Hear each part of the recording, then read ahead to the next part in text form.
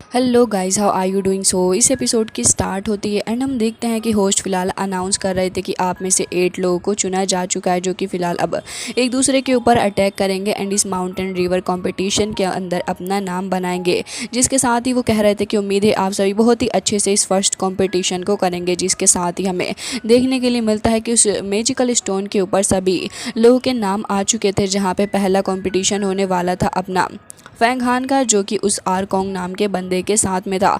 आरकोंग फैंगहान का नाम सुनते कुछ अजीब सा रिएक्शन देता है। उसी के साथ हम देखते हैं कि फैंगहान तुरंत ही एरिना के अंदर आके खड़ा हो गया था। जिसके साथ ही हम देखते हैं कि यहाँ पे कोंग भी उसके सामने आ जाता है।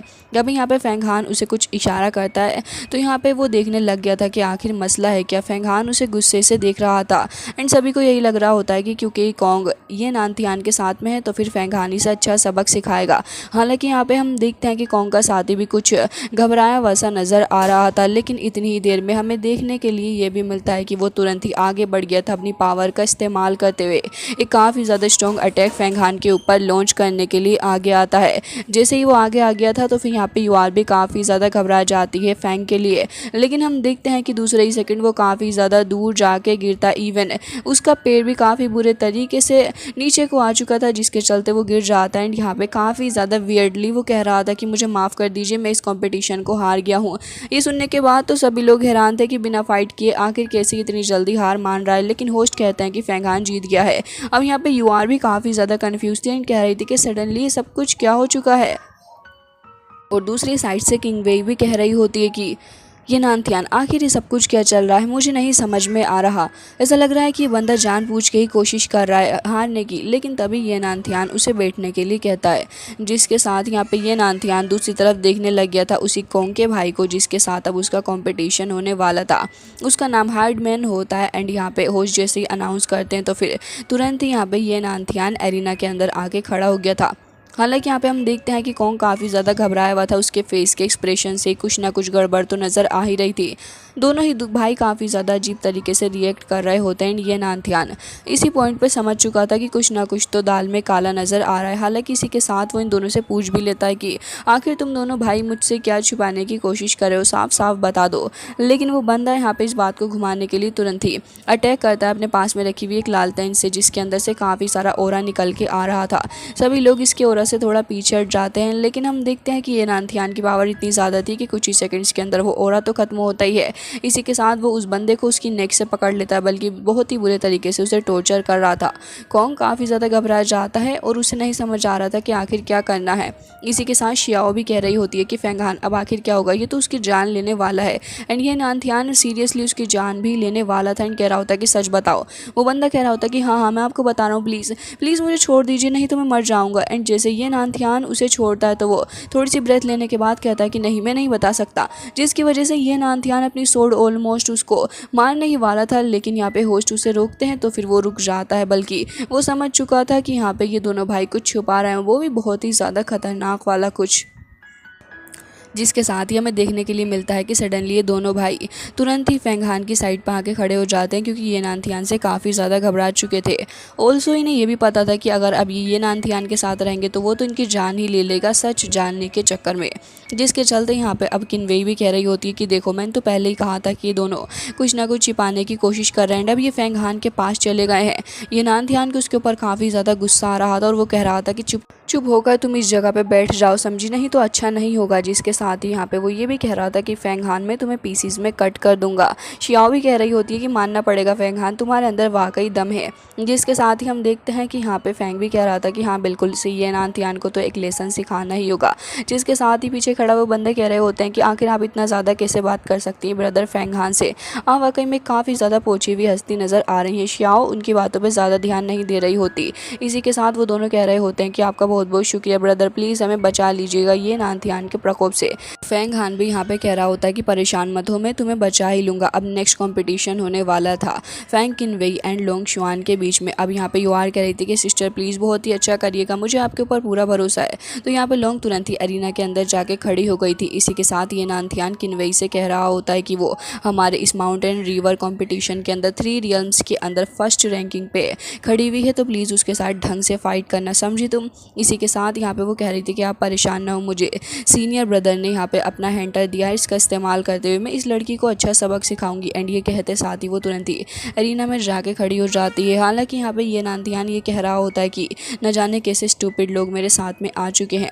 दोनों ही लड़कियां एरिना में आके खड़ी हो चुकी थी, जहाँ पे किनवेई अभी उसे बुली कर रही थी एंड कह रही होती है कि भले ही तुम इसे इस जियानलिन सोसाइटी में काफ़ी अच्छी रैंक पे हो, लेकिन मैं तुम्हें बता दूं कि आज मैं तुम्हें असली सबक सिखाने वाली हूं। एंड मैं तुम्हें बता दूं कि मैं तुमसे बहुत अच्छे से फाइट भी करूंगी। हालांकि लोंग उसकी बातों पे ज़्यादा ध्यान नहीं दे रही होती एंड कह रही होती है कि मैंने अपनी स्ट्रेंथ पे काफ़ी वर्क किया है एंड मुझे बहुत अच्छे से पता है कि तुम जैसी लड़कियों से डील करना कैसा है। मैं काफ़ी वक्त से इन सारी चीज़ों से प्रैक्टिस करती आ रही हूँ, तो मुझे तो ना ही सिखाओ कि आखिर हो क्या रहा है। एंड रही बात पास की, तो फिलहाल अच्छा ही होगा कि तुम वो सारी बातें ना निकालो। इसी के साथ यहाँ पे वो कह रही थी कि वैसे मेरी सिस्टर भी ने भी इस बारे में यही कहा था कि तुमसे मैं ज़्यादा मुंह न लगूं। फैल जो कुछ भी हो, छोड़ो इन सारी बातों को, चलो अब आगे बढ़ो एंड इस कंपटीशन का आगाज़ करते हैं।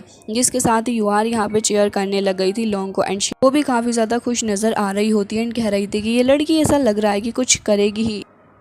जिसके साथ ही अब श्याओ से पूछने लग गई थी तो क्या ये तुम्हारी फियोंसे है।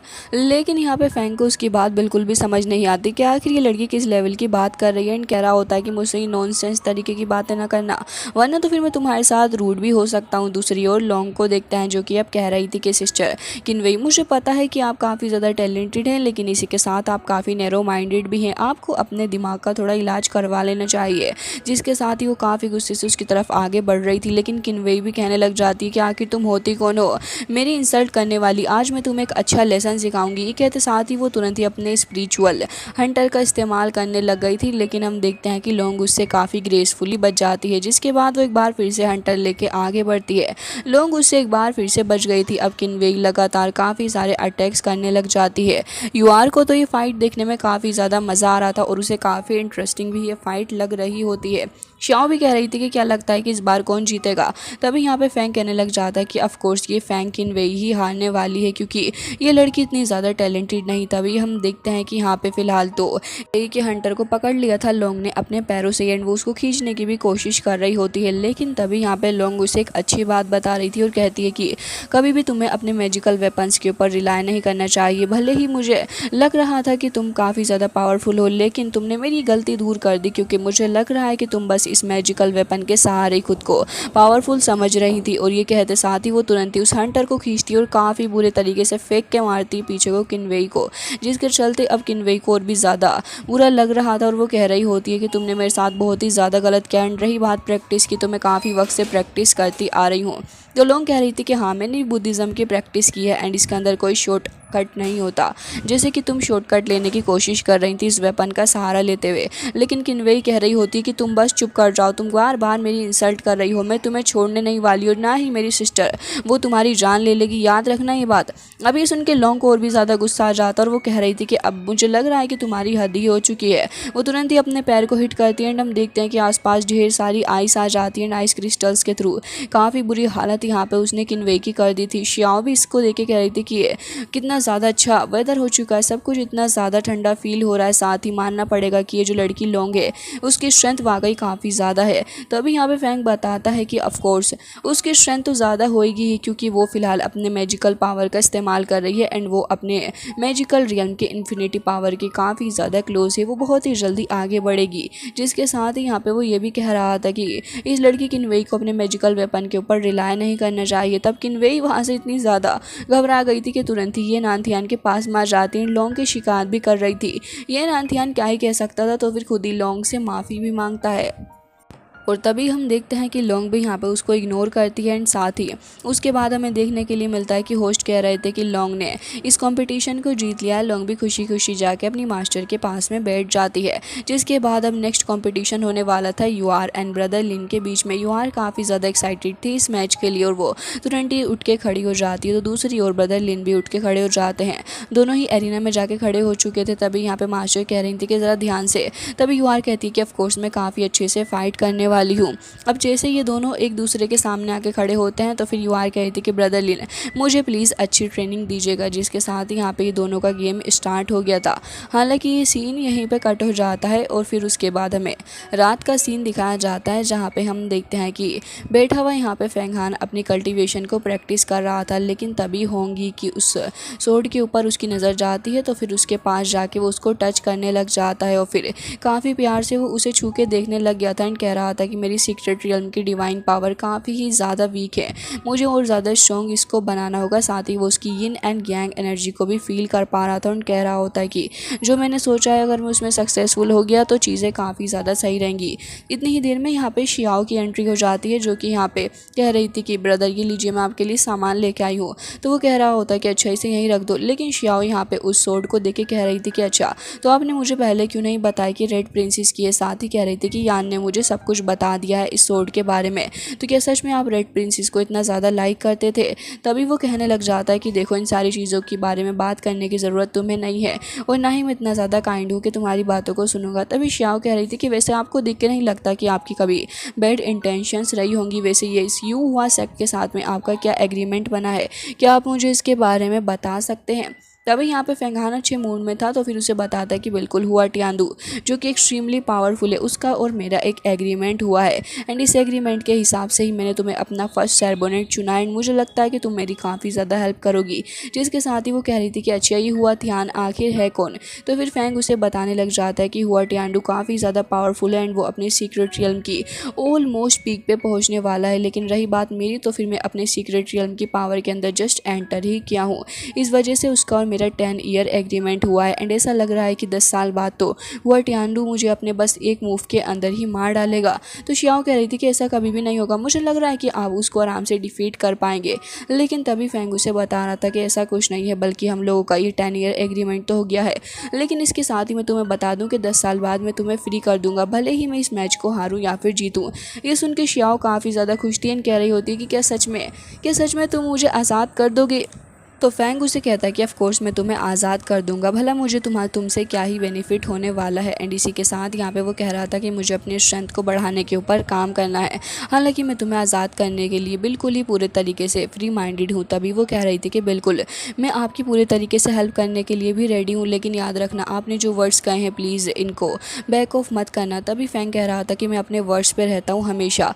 इसी के साथ शियाओ वहाँ से जा रही थी एंड कह रही थी कि तो क्या ये एग्रीमेंट जो है वो होंगी से भी रिलेटेड है। तभी वो कह रहा था कि तुम यहाँ से चली जाओ, मैं इसके बारे में तुम्हें बाद में बताऊंगा, समझी तुम। और होंगी का नाम सुन के फेंग को इतना ज़्यादा गुस्सा आ गया था कि वो कह रहा होता है कि इस हुआ टियानडू को मैं बहुत ही बुरी मौत मारूंगा, इसने बहुत ही ज़्यादा गलत किया है। जिसके साथ ही यहाँ पे हम देखते हैं कि शियाओ एक बार फिर से पलट गई थी एंड कह रही होती है कि हाँ मुझे भी लगता है कि आप कर पाएंगे।